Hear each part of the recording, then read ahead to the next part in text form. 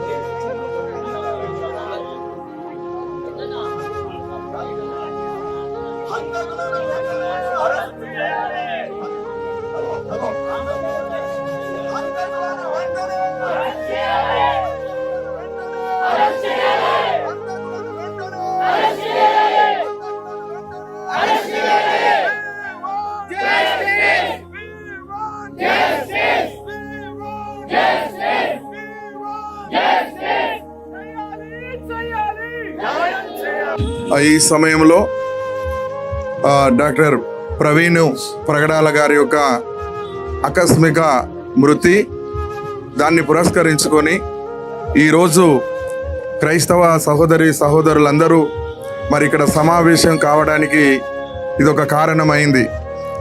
మంచి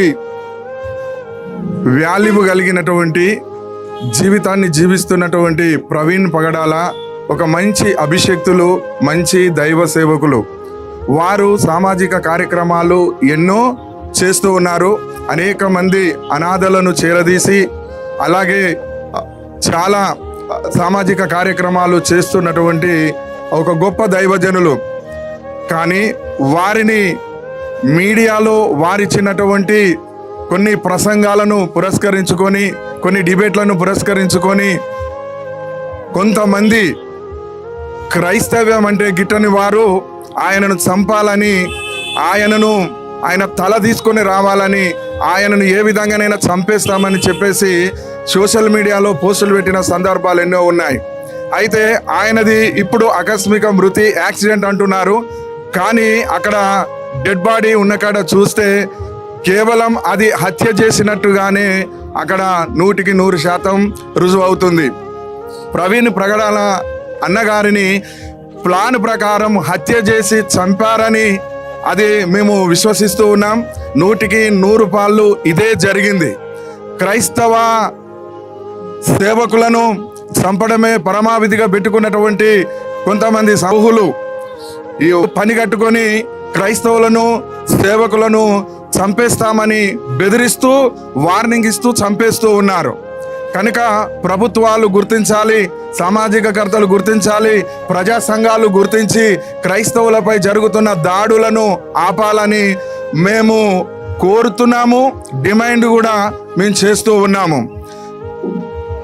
కేవలం క్రైస్తవ్యాన్ని దృష్టిలో పెట్టుకొని క్రైస్తవులను అణిచివేయాలన్నటువంటి ఉద్దేశంతో, దురుద్దేశంతో ఈ హత్యలు కొనసాగిస్తున్నారు. కనుక ప్రజలారా, మీరందరూ చూస్తూ ఉన్నారు, మీరందరూ గమనిస్తూ ఉన్నారు.